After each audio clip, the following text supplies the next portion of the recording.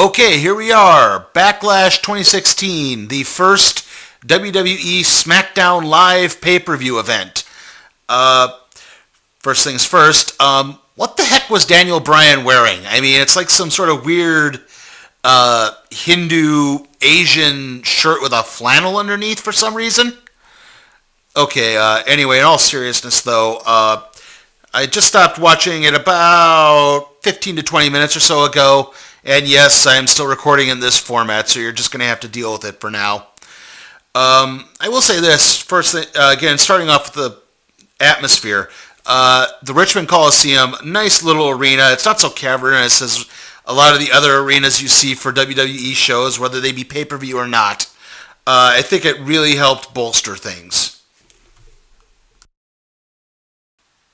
All right, our first match, which was on the kickoff show but not advertised until the kickoff show, is Baron Corbin versus Apollo Crews. And yeah, I know I'm using the NXT TakeOver London picture here, but like I said, they did not advertise this until the kickoff show. Starting things off, Corbin hit a series of standing shoulder blocks off of the ropes. Crews hit a big drop kick. Corbin punched Crews off of the ring apron. Crews hit a big roundhouse kick over the top rope. Corbin rolled out of the ring and then kind of snookered Crews into hitting a lariat into the back of Crews' head. Corbin hit a second lariat and got a 2 count. Started complaining to the ref after that. Crews hit a big running knee lift. Did not get a pin. It just took both wrestlers down for a while. Eventually, Crews hit an insecurity and a standing moonsault for a 2 count. The action then tumbled back outside of the ring. Corbin went for sort of a shoulder block on Crews, but Crews dodged out of the way. Corbin flew into the ring steps, but Corbin got back into the ring, hit a deep 6 for a 2 count, and eventually hit the end of days for the 3 count. Baron Corbin wins. Pretty standard TV match, typical kickoff show material. Not too terrible, but nothing spectacular really, except for the spot where Corbin flew into the ring steps. All right, and that leads us into the show proper. First things first, we got a very brief intro with Shane McMahon and Daniel Bryan, and they announced the first match of the show proper would be the SixPack challenge for the inaugural SmackDown's Women's Championship. Becky Lynch versus Naomi versus Natalya versus Nikki Bella versus Carmella versus Alexa Bliss, and this was an elimination match.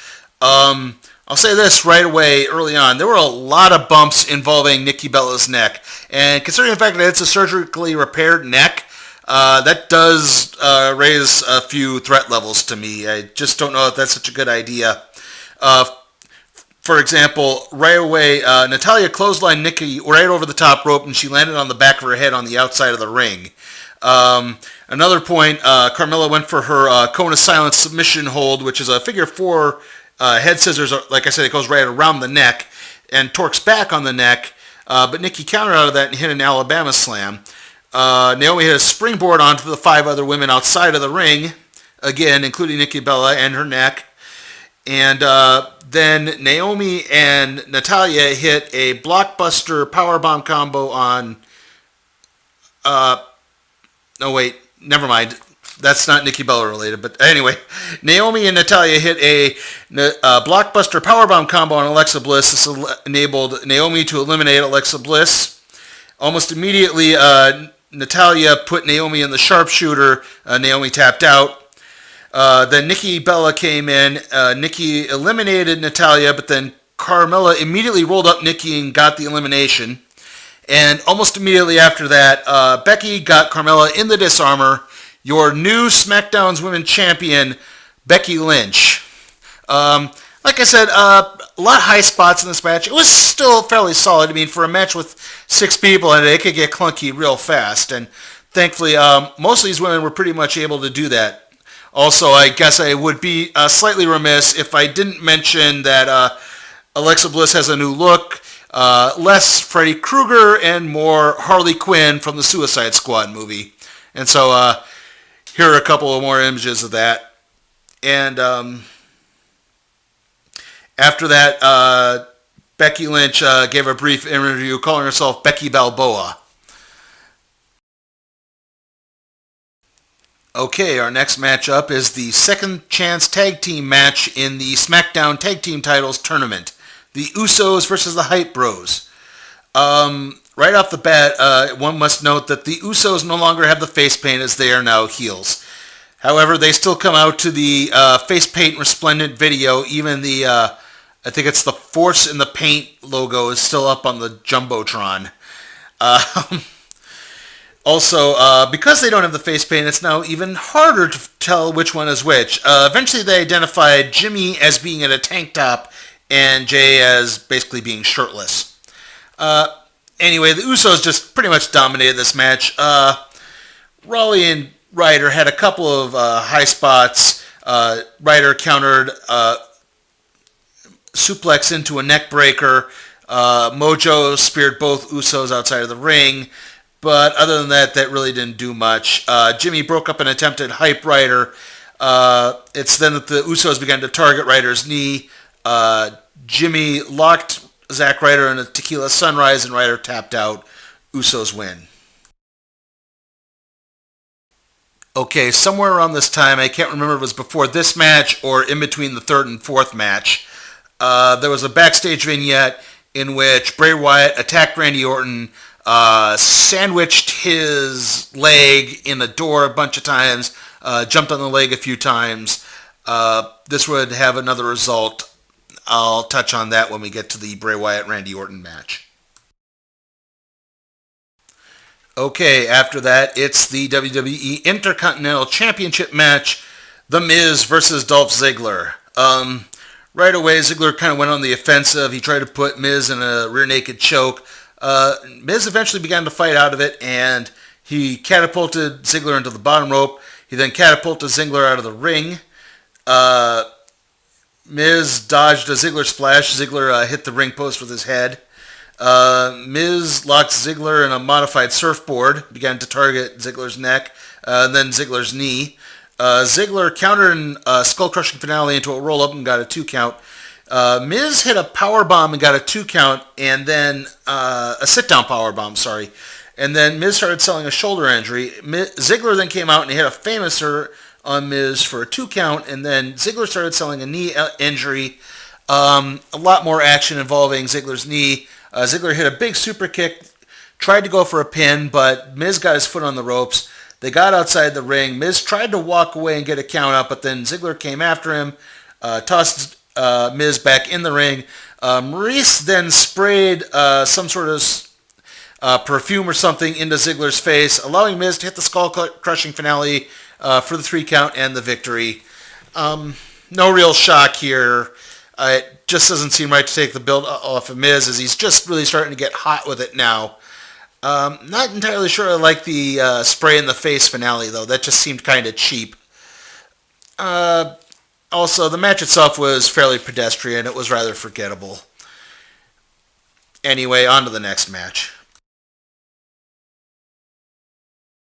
This now brings us to the Bray Wyatt versus Randy Orton match. They show the footage of the attack on Orton earlier. It turns out Orton was unable to compete, so Wyatt immediately called for a 10 count. It was then that a new match was called, Bray Wyatt versus Kane in a no-holds-barred match. Not too much to say after this, unfortunately. Kane tossed Wyatt around the outside of the ring. Wyatt hit Kane with a ring bell. Wyatt hit Kane in the knees of the chair. Kane hit a jumping DDT onto a chair. Probably the high spot of the Wyatt and Kane fight was Wyatt mocking Randy Orton's pose and then hitting a running senton through the Spanish announce table. Kane countered his sister Abigail into a chokeslam and got a 2 count. It was at this point that Randy Orton came down and hit the RKO on Bray Wyatt. Kane then chokeslammed Wyatt for a 3 count, and that pretty much ends this rather forgettable match that really just ground the show to a standstill. This now leads us into the finals for the Smackdown Tag Team Championship Tournament. The Usos versus Heath Slater and Rhino, or as they dubbed themselves, Beauty and the Man-Beast. Starting things off, we have Slater and Jimmy Uso. Very early on, Slater and Rhino did very briefly isolate Jey Uso. It's then the Usos, who are now kings of the double team for some reason. I really don't remember the Usos using the double team moves that much. And no, Two guys fighting two guys is not a double team. Two guys on one guy is a double team. Anyway, Usos do manage to eventually isolate Slater. Slater valiantly keeps fighting and fighting. Finally, he manages to get the tag to Rhino. Rhino comes in, hits Jimmy with a belly-to-belly suplex, goes for a gore, but Jimmy rolls out of the way, sending Rhino into the ring post. Slater blind tagged in, managed to fight off Jimmy and Jay again, hit an impaler DDT on Jimmy, only got a 2 count though as Jay broke the pin. This enabled Jimmy to hit Slater with a super kick, but then Rhino gored Jimmy. Slater managed to crawl over and cover Jimmy Uso for the 3 count. Your new SmackDown Tag Team Champions are Heath Slater and Rhino. Normally this would be a pretty pedestrian match. It was only through the efforts of Heath Slater that this was really entertaining. He was great when he was just getting beat up on, and then when he managed to make his big valiant comeback, he was great doing that. The celebration afterwards, in which he proclaimed that now he and his wife could get a double-wide trailer, was great, was funny. In fact, the whole build-up with Slater and Rhino has just been hilarious, where Rhino is just sort of awkwardly staring off into the distance, and Slater is just rambling incoherently. So this was enjoyable. And that leads us into our main event for the evening, the WWE World Championship match, AJ Styles versus Dean Ambrose. Starting things off, Styles goes for a quick roll-up in a small package. Ambrose easily kicked out of both of them. Ambrose chases Styles around the ring. Styles hits a big drop toe hold, which sends Ambrose into the second rope. Ambrose began selling a neck injury. Styles began beating Ambrose, especially around the neck. Again, Ambrose was selling the injury. It seemed like every time Ambrose was starting to fight back, AJ was easily countering it. Ambrose went for a belly-to-back superplex, and AJ actually sort of rolled out. I don't know if this was a botch or not, because it looked like AJ landed on his knees. He was supposed to land on his feet, but he landed square on his knees, and it looked like it hurt. Eventually, Ambrose did begin to rally back. He had a series of clotheslines. He had a flying elbow to the outside of the ring. Actually got back inside the ring. Ambrose hit a facebuster and got a 2 count. Styles then suplexed Ambrose into the turnbuckle.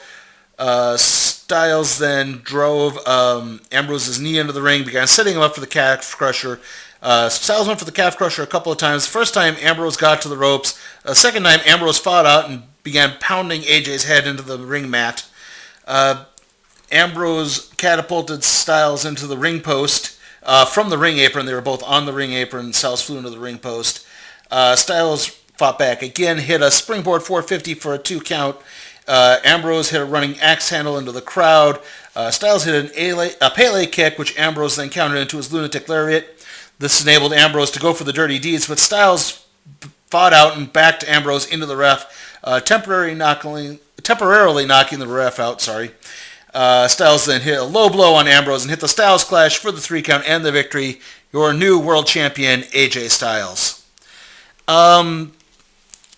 This match was all right. It was probably the second best match of the evening. I'd maybe put the women's title match just above it. I'll give my overall thoughts in just a sec here. Okay, guys, sorry for the choppiness in this. Unfortunately, the persistent cough I've been battling for the past few weeks is, well, persistent. It's certain days I'm thinking everything's going to be fine, I'm clear, I'm all good to go, it's gone. And then next thing you know, I'm hacking up a storm like I kind of am today. Anyway, overall thoughts on Backlash. The main event was all right. I didn't think it was the greatest thing ever. I just thought it was all right. Ambrose and Styles are competent workers. In my opinion, the match of the night was probably the SixPack Women's Challenge for the women's title. It's great to see Becky Lynch win finally. Other matches, Ms. Ziggler, ho-hum. The tag matches were, again, ho-hum. Only the finals of the tag tournament with Slater and Rhino, just because of their chemistry together and Slater's selling of the moves, I think kind of put that one a little bit higher in my book. Orton Wyatt, or Orton Wyatt / Kane Orton Wyatt, whatever you want to call it, completely forgettable. really didn't need to be on the show at all. I would have just had Wyatt come out and take the 10 count and be that it. I wouldn't have thrown Kane in there. That didn't need to be done. Like I said, I thought it did drag the show to a halt. The kickoff show match, again, pretty middle of the road and pedestrian. I'm not saying it was that good, but it wasn't that bad either. Anyway, overall, I am going to give this show a C. Like I said, I think it was just kind of middle of the road. The good matches were good, but the averageness of everything else just made everything, well, average. Next wrestling show will obviously be Clash of Champions. Not Clash of the Champions, Clash of Champions. So I'll probably see you all then. There'll be a vlog updating a few other things at some point later this week too. See you all then.